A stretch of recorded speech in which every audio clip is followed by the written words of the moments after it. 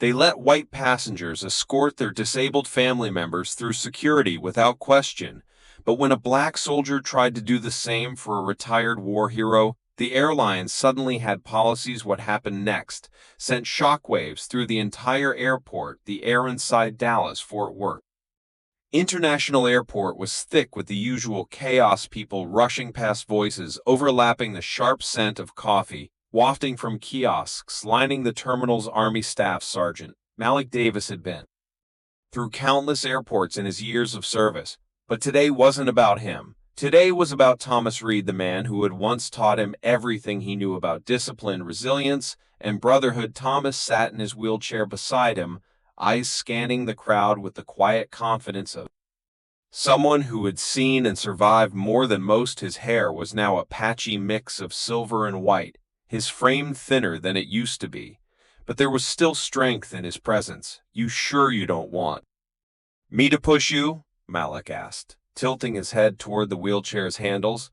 Thomas smirked. "Boy, you must have forgotten who you're talking to. I got myself through Fallujah. I think I can handle rolling through an airport." Malik chuckled. He wasn't about to argue, but he had promised Thomas's daughter, Renee, that he'd make sure the trip went smoothly. She had been nervous about her father traveling alone, especially with his health declining, so Malik had cleared everything with the airline ahead of time. He would escort Thomas through security and straight to his gate.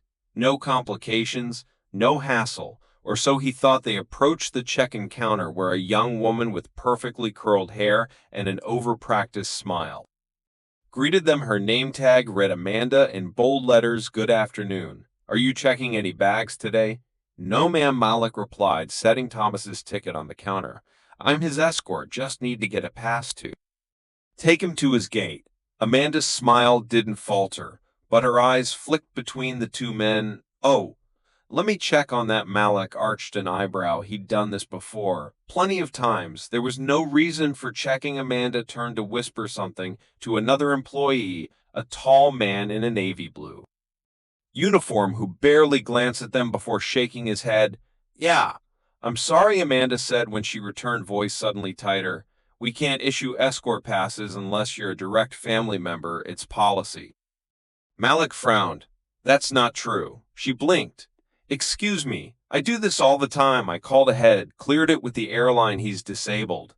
I'm his escort." Amanda's smile faded. "I understand, sir, but only immediate family can accompany passengers past security." Thomas adjusted in his wheelchair, shaking his head. "That's ridiculous. I've had people escort me before, no problem." Amanda folded her hands on the counter.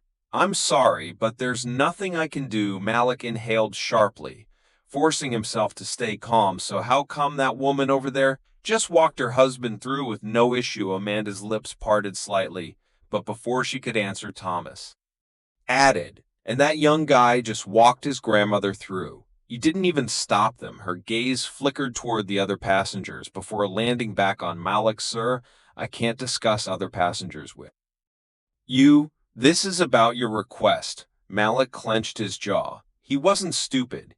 He knew what this was, but he also knew better than to lose his temper. He exhaled through his nose and leaned in slightly. "Let me ask you something. If I was white, would we be having this conversation?" Amanda's face stiffened. "Sir, don't appreciate that accusation." "It's not an accusation," Thomas said, voice steady. "It's a question." Amanda looked over her shoulder, suddenly uncomfortable. The man in the navy blue uniform, the one who had denied them without even looking, was now watching, arms crossed. Whatever was happening, he was part of it. Malik didn't move. He could feel the heat building behind his ears, the tension winding tight in his chest. He glanced down at Thomas, who had seen this kind of thing too many times before, and the worst part, he wasn't even surprised. But Malik wasn't about to let this slide. He straightened, set his palms on the counter, and said, "We're not leaving. You're either going to do your job, or you're going to give me the name of someone who will." Amanda hesitated, eyes darting toward the navy blue man again. She was waiting for permission, but before she could speak, someone else did. "Excuse me." A voice cut in. Why exactly can't he escort his friend, a woman in line, had turned toward them, middle-aged blonde, with a sharp expression Malik didn't know. Her butt in that moment, she was an ally, and she wasn't the only one watching. But this was only the beginning. Amanda's posture stiffened as more heads turned toward the counter, conversations around them quieted, replaced by the growing tension hanging in the air. The woman who had spoken up, a sharp dressed professional with a boarding pass in hand, took a step. Amanda's face stiffened, sir. I don't appreciate that accusation. It's not an accusation, Thomas said, voice steady. It's a question. Amanda looked over her shoulder. Suddenly uncomfortable, the man in the navy blue uniform, the one who had denied them, without even looking, was now watching, arms crossed. Whatever was happening, he was part of it. Malik didn't move. He could feel the heat building behind his ears, the tension winding tight in his chest. He glanced down at Thomas, who had seen this kind of thing too many times before, and the worst part, he wasn't even surprised. But Malik wasn't about to let this slide. He straightened, set his palms on the counter, and said, "We're not leaving. You're either going to do your job, or you're going to give me the name of someone who will." Amanda hesitated, eyes darting toward the navy blue man again. She was waiting for permission, but before she could speak, someone else did. "Excuse me," a voice cut in. "Why exactly can't he escort his friend?" A woman in line had turned toward the middle-aged blonde with a sharp expression. Malik didn't know her, but in that moment, she was an ally, and she wasn't the only one watching. But this was only the beginning. Amanda's posture stiffened as more heads turned toward the counter, conversations around them quieted, replaced by the growing tension hanging in the air. The woman who had spoken up, a sharp-dressed professional with a boarding pass in hand, took a step closer, her eyebrows knitting together. "I just walked my husband to security 10 minutes ago," she said, looking Amanda directly in the eye. "Nobody stopped me. So why is this different?" Amanda's fingers tapped against the keyboard, though she wasn't typing. The man in the navy blue uniform stepped forward, his name tag catching the light. D. Hastings, Airline Operations. His presence was meant to be intimidating. "Ma'am," Hastings said, voice flat, "this is a private matter between us and the passenger. We ask that you continue with your travel plans." The woman scoffed.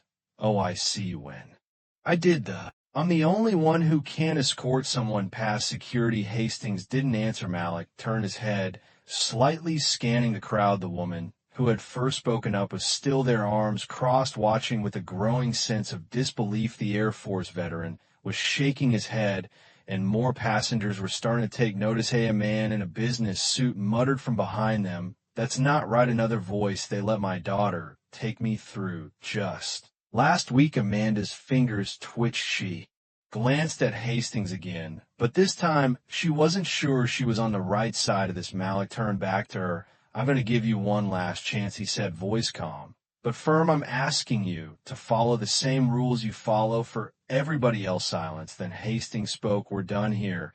And just like that, he reached for Thomas's ticket and slid it back across the counter, rejecting the request outright. A collective hush fell over the surrounding passengers. The tension was no longer just between Malik and the airline staff. It had spread. And then, as if on cue, the blonde woman from before looked at her boarding pass. Then at the counter, she turned to Malik. "Say the word," she said, voice steady. "I'm not boarding until they fix this." Malik's grip tightened around the handles of Thomas's wheelchair. He didn't have to say anything, because one by one other passengers started nodding. This wasn't just his fight anymore. A ripple of movement spread through the terminal. People shifted in line, murmuring to one another, their glances bouncing between the airline staff and the two men at the counter. A few pulled out their phones, some recording, others texting. It didn't take long before someone aimed a camera straight at Hastings. Malik noticed the shift immediately. This wasn't just an argument anymore. It was becoming a moment